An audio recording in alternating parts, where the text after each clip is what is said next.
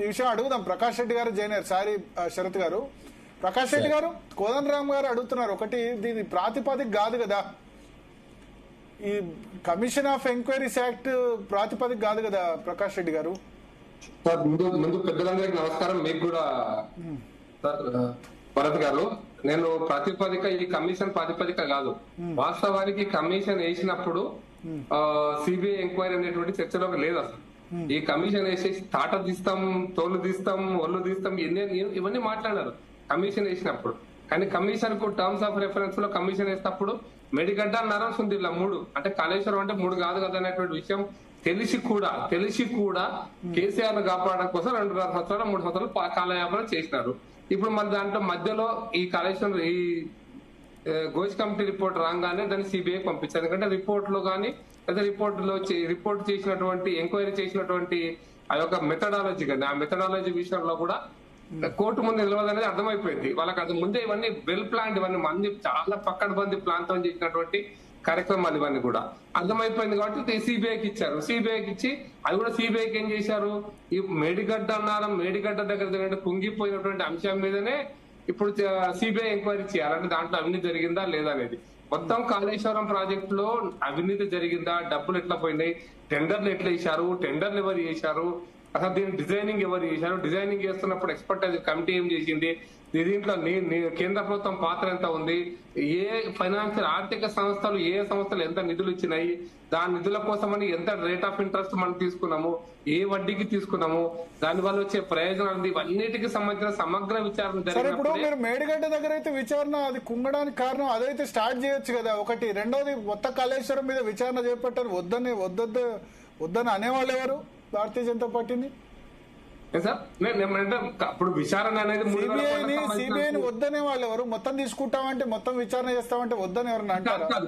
కాదు. ఈ రాష్ట్రంలో టిఆర్ఎస్ ప్రభుత్వం అధికారంలో ఉన్నప్పుడు సిబిఐకి రాష్ట్ర ప్రభుత్వం అన్నా రెఫర్ చేయాలి, లేకపోతే కోర్టు ద్వారానన్నా రెఫర్ చేయాలి. సిబిఐకి రాష్ట్ర ప్రభుత్వం రిఫర్ చేసింది. టర్మ్స్ ఆఫ్ రెఫరెన్స్ లో ఓన్లీ కుంగిపోయినటువంటి అంశం మాత్రం తప్ప మిగతా ఏది లేదు. అదైతే కుంగిపోయిన అంశం అయితే ఫస్ట్ విచారణ చేయొచ్చు కదా, దాన్ని టేకప్ చేయకపోవడం ఎందుకు?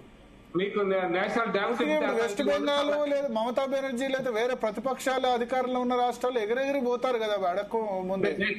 మన భరత్ గారు, డ్యామ్ సేఫ్టీ అథారిటీ వాళ్ళు ఇచ్చినటువంటి ఆల్రెడీ 4 రిపోర్ట్లు ఇచ్చారు. ఎలక్షన్స్ టైంలో ఇచ్చినారు, ఎలక్షన్స్ అయిన తర్వాత కూడా ఇచ్చినారు, మొన్న కూడా తీసుకొచ్చుకున్నారు.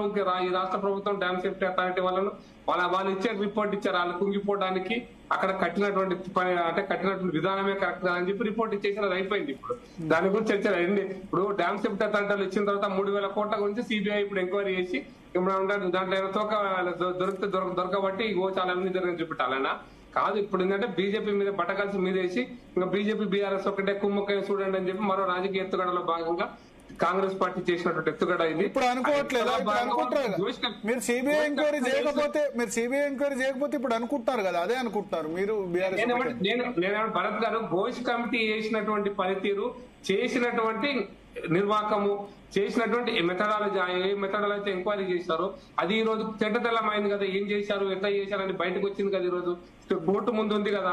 కోర్టు దానికి అన్నిటికీ సరైనటువంటి అంశాల విషయంలో కోర్టు సరైనగా చెప్పేసింది కదా. ఇంకా దీంట్లో కొత్తగా చెప్పేది ఉంది, వాళ్ళు కుమ్ముకైనా లేదనేది కనపడుతూనే ఉంది కదా. నేను అనుకుంటున్నాను కాళేశ్వరం ప్రాజెక్ట్ అంటే మేడిగడ్డ, అన్నారం, సుందిల్ల 3 కాదు. కాళేశ్వరం అంటే అన్న మల్లన్న సాగరు, కుండపోచమ్మ, రంగనాయక సాగరు, బసవేశ్వర, సంగమేశ్వర, ఈవెన్ మోటార్లు కొనేటువంటి కుంగిపోయిన అంశం కాదు. మోటార్లలో కూడా అవినీతి జరిగిందని కదా మనం అన్నది. అవినీతి కుంభకోణాన్ని లేపడానికి లేదా కుంగిపోయిన దానికి ఉన్నటువంటి అవినీతికి సంబంధించి చాలా చిన్న అంశాలను తీసుకొని ఇక మీరు దొరకబట్టండి లేకపోతే లేదనేటువంటి పద్ధతిలో మాట్లాడడం అనేది కరెక్ట్ కాదనేటువంటి నా అభిప్రాయం. అందుకోసం రాబోయే రోజులలో ఈ రాష్ట్ర ప్రభుత్వం, ఇప్పుడు మీకు బెంగాల్ లాంటి రాష్ట్రాల్లో కూడా సార్ వెరీ క్లియర్, బెంగాల్లో కూడా రాష్ట్ర ప్రభుత్వం బ్యాన్ పెట్టింది, సిబిఐ రాకుండా చేసింది. అంటే సిబిఐ కొన్ని పరిమితులలో రాష్ట్ర ప్రభుత్వం పిలిస్తేనే రావాలా, లేదా కేంద్ర ప్రభుత్వ ఉద్యోగుల మీద ఉంటే సిబిఐ పిలిచినా మేము రామ్ అంటున్నారు.